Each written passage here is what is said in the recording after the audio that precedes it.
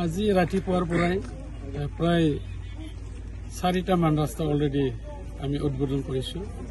কাৰণ সবে জানে যে আমাৰ অসম চৰকাৰৰ তৰফৰ পৰা আমাৰ অসমৰ সন্মানীয় মুখ্যমন্ত্ৰী ডক্টৰ হিমন্ত বিশ্ব শৰ্মা ডাঙৰীয়াই প্ৰত্যেক সমষ্টিৰ কাৰণে বছৰে বছৰে RIDFৰ পৰা স্কিম দি থাকে। আৰু এইটো আমি ৰাস্তা ক'ত ভাল বেয়া আছে চাই চিতি আমি য'ত বেছিকৈ অসুবিধা হৈ আছে সেই গাঁওবোৰত আমি দি আছোঁ।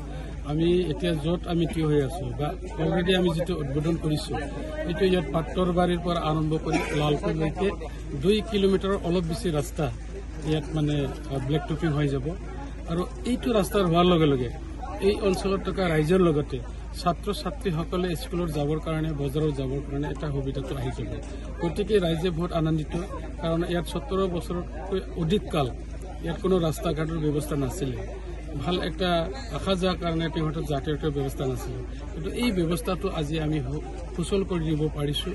গতিকে মই ভাবোঁ এই অঞ্চলৰ ৰাইজে উপকৃত হোৱাৰ লগতে ওচৰে পাছৰে যিবোৰ গাঁও আছে এই গাঁৱত আহিলে বা সিফালেদি যদি যাব লগা হয় নিশ্চয়কৈ সিহঁতে শ্বৰ্টকাট ৰাস্তা দি আহিব পাৰিব। আৰু ইয়াৰ লগতে আমাৰ BTR চৰকাৰখনেও সন্মানীয় প্ৰমোদ বড়ো ডাঙৰীয়াই আমাৰ এই অঞ্চলত থকা যিমানবোৰ ৰাস্তা আছে আমাৰ BTC চৰকাৰৰ তৰফৰ পৰা বহুত ইয়াত কাম কৰা হৈছে। আগত এইবোৰ অঞ্চলৰ ৰাস্তা ঘাটেই নাছিলে, তেনেকুৱা ধৰণৰ এটা অঞ্চলটো আমি এতিয়া ৰাস্তা ঘাটেৰে মানে পৰিপূৰ্ণ কৰিব পাৰিছোঁ বুলি মই গৌৰৱেৰে ক'ব পাৰোঁ।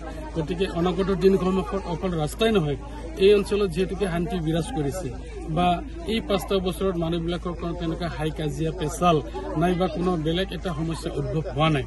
এই এনেকুৱা ধৰণৰ পৰিৱেশ যেতিয়া আমাৰ ওচৰত এতিয়া নাই, এতিয়া শান্তি বিৰাজ কৰিছে। গতিকে অকল শান্তি নহয়, ইয়াত আমি ভাতৃত্ববোধ বজাই ৰাখিবৰ কাৰণে আমি চেষ্টা চলাই আছোঁ। ইতিমধ্যে আমাৰ মাজত যিটো বিশ্বাসঘাতকতা তেনেকুৱা ভাৱ আছিলে এতিয়া সবাৰ মনত ক'লা মনেৰে চবে আহি আছে। আৰু আমাৰ যিটো ভাতৃত্ববোধ বা ভাতৃত্ব বন্ধন এইটো গঢ়ি তুলিবলৈ আমি সক্ষম হৈছোঁ।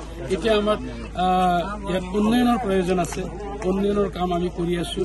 লগতে নিৰাপত্তা, এতিয়া নিৰাপত্তা বুলি ক'লে মানুহবিলাকে এটা নিৰাপত্তাই অনুভৱ কৰিছে, কোনো জেগাত মানুহবিলাকে ভয় তেনেকুৱা ফিলিংছ নাই। গতিকে মই ভাবোঁ আমাৰ ৰাস্তা ঘাট আদিৰ লগতে আমাৰ এই অঞ্চলৰ আমাৰ ফেমিলিসকলৰ ৰাইজৰ উন্নয়নৰ কাৰণে চৰকাৰখনে বহুতো আমি ফ্লেগশ্বিপ আঁচনি লৈছোঁ। এই আঁচনিবোৰক কেনেকৈ আমি ফেমিলি লৈ যাব পৰা যায় তাৰ কাৰণে আমি চেষ্টা চলাই আছোঁ।